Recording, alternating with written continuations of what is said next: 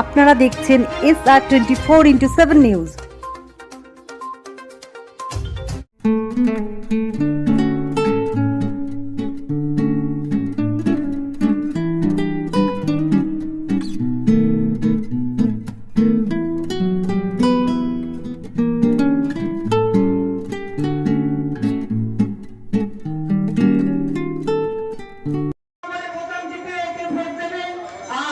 অধ্যাপক সৌগত রায়কেও 3 নম্বর বোতাম টিপে ভোট দেবেন।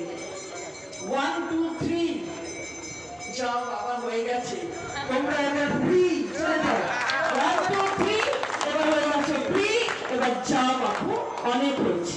তাই সকলকে আবার শ্রদ্ধা এবং আমি বিশ্বাস রাখি যে বরানগর সবসময় ঠিক সিদ্ধান্ত নেয়, আর ঠিক সিদ্ধান্ত নিলে সায়ন্তিকা জিতছে, অধ্যাপক সৌগত রায় জিতছেন। এদিকে খালি সময়ের অপেক্ষা।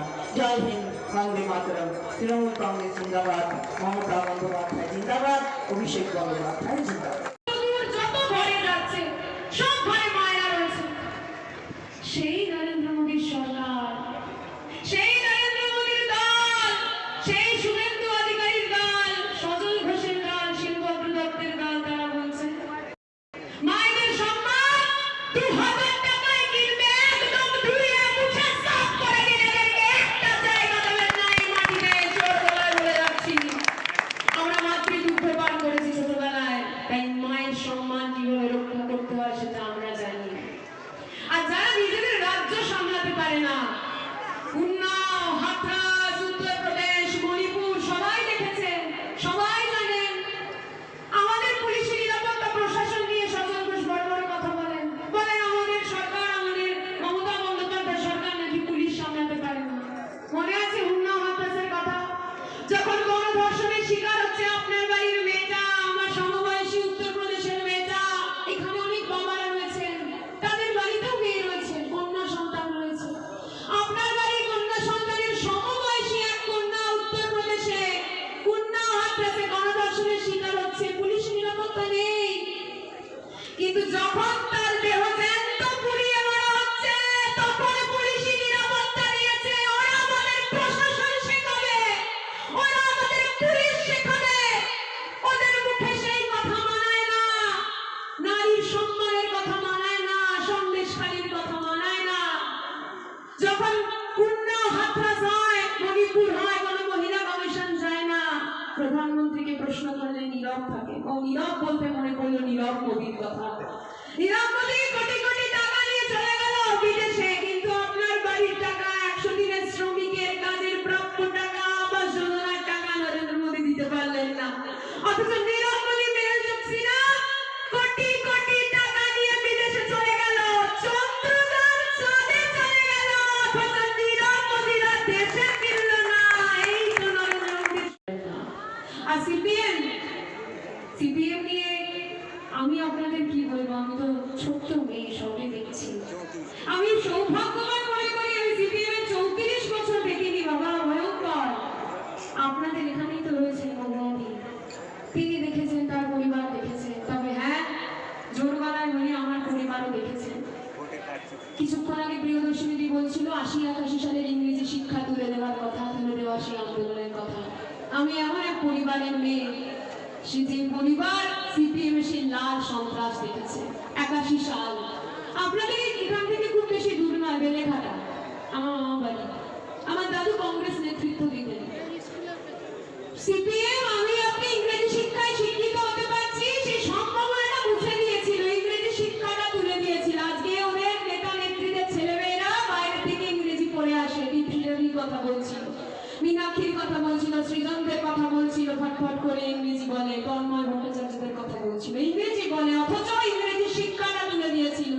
দেখুন আপনারা, দেখুন মায়েদের উপর যেভাবে অত্যাচার করছে। আজকে বেটি বাঁচাও বেটি পড়াও বলে একটা স্লোগান আপনারা দেন। আমি বলতে চাই যে এই বরানগরের বুকে আমি আজ পর্যন্ত একটা মেয়ে দেখিনি যেখানে সে বলতে পারে যে বেটি বাঁচাও বেটি পড়াও। এসেছি একটা অকাল নির্বাচন হচ্ছে, সায়ন্তিকা এখানে প্রার্থী হয়েছে।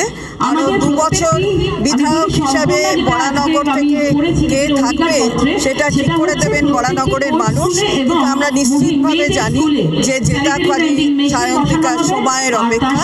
সায়ন্তিকা 2 বছর এখানে বিধায়ক হবার জন্য আশীর্বাদ পাবে বরানগরের মানুষের। আর অধ্যাপক সৌগত রায়, তারও তো 4বার সংসদে যাওয়া পাকা। আমরা সেটা জিজ্ঞাসা করছি, মোদিজি কোন উন্নয়নটা করেছে? সারা ভারতবর্ষের চরিত্রটা কি হয়েছে, কি ছিল আর কি হয়েছে? রাম মন্দির করে আমাদের রামচন্দ্রের সাথে কোনো রকমের আমাদেরও ভগবান তিনি আরাধ্য দেব, কারণ তার অকাল বোধন দুর্গা পুজো, সেটা তো শ্রীরামচন্দ্রেরই দুর্গা পুজো। বাসন্তী পূজা সেটাও করা হয় এই বাংলাতে। মানে এইগুলো করে কিন্তু ভারতবর্ষের মানুষের কোনো উন্নয়ন তো করেননি, ধর্মের নিরিখে ভাগাভাগি করতে চেষ্টা করেছেন। সেটা ভারতবর্ষের আমাদের প্রিয় প্রার্থী সায়ন্তিকা ব্যানার্জিকে আছে। আমরা তো এটা আশা করি না যে তিনি এইভাবে কাউকে ব্যক্তিগত আক্রমণ করবে, সেটা ও বলতে পারবে ওর রুচিতে কি বলছে। বলবো তো আমি নয়, বলবে সাধারণ মানুষ 3 নম্বর বোতামে ভোটটা দিয়ে 1 তারিখ। তবে শুধু একটা কথা বলতে পারি, দেখুন সমগ্র ভারতবর্ষে যেভাবে মহিলাদের অপমান চলছে, আমরা জানি যে মমতা বন্দ্যোপাধ্যায়কে গতকাল অভিজিৎ গঙ্গোপাধ্যায় কি কুরুচিকর মন্তব্য করেছেন, 2 দিন আগে দিলীপ ঘোষ করেছিলেন। বিজেপি দলের একটাই এজেন্ডা মহিলাদের কিভাবে নোংরা মন্তব্য করা যায়। গতকাল সায়ন্তিকা ব্যানার্জি সম্পর্কে সজল ঘোষ বলছেন। তাই আমার মনে হয় মহিলা শক্তি জাগ্রত হবে এবং মায়েদের হাত শক্ত করার জন্য বাবারাও থাকবে তাদের পাশে, আর বিপুল পরিমাণে জোড়া ফুল চিহ্নকে ভোট দিয়ে জয়যুক্ত করবে। না দেখুন, বার্তা তো অবশ্যই আছে। সায়ন্তিকাদি তার 7টা প্রকল্প, 7টা হলফনামা নিয়ে আসছে আপনাদের কাছে। তার হাতে আমার কাছে সেই 7টা হলফনামার ছবিও রয়েছে। আমি বলবো সায়ন্তিকাদিকে বেছে নিন এবং সৌগত রায়কে অবশ্যই ভোট দেবেন, কারণ তিনি একটা সিনিয়র নেতৃত্ব। যে সময় তারা রাজনীতি করেছেন সেই সময় তো আমরা রাজনীতি করিনি, আমরা এই মাটিতে করছি। তারা সেই সন্ত্রাসের মাটিতে রাজনীতি করতেন, সন্ত্রাসের চোখে চোখ রেখে লড়তেন, তাই ভোটটা তাদের দেবেন। মোদির গ্যারান্টিটা কি আমি জানতে চাই, what is the guarantee? Modi কি গ্যারান্টি দিয়েছে? যা বলেছেন একটা কিছু করতে পেরেছেন, 15 কোটি চাকরি। তারপর মমতা বন্দ্যোপাধ্যায় প্রকল্প যখন হলো তখন বললো, কন্যাশ্রী যখন হলো ওরা বার করলো বেটি বাঁচাও বেটি পড়াও। সেই তো মমতা বন্দ্যোপাধ্যায়কে সাহারা হিসেবে মানতে হচ্ছে। আয়ুষ্মান ভারত মমতা বন্দ্যোপাধ্যায় প্রকল্প দ্বারা অনুপ্রাণিত, কিন্তু তার আবার সেই প্রকল্প না দেওয়ার জন্য বিভিন্ন কৌশল রয়েছে। কারোর বাড়িতে যদি বাইক থাকে দেওয়া যাবে না, টিভি থাকলে দেওয়া যাবে না। তাহলে আজকের দিনে একজন মানুষের বাড়িতে টিভি থাকবে না? আপনাদের কি মনে হয়? তাই মোদির কোনো গ্যারেন্টি নেই, মমতা বন্দ্যোপাধ্যায়ের গ্যারেন্টি আছে।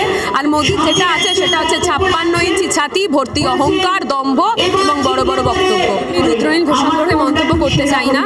উনি 2 দিন আগে আমার পরিচয় নিয়ে আমাকে কুরুচিকর মন্তব্য করেছিলেন। ওনাদের এটা রুচি, ওনারা মহিলাদের সম্মান দিতে জানেন না।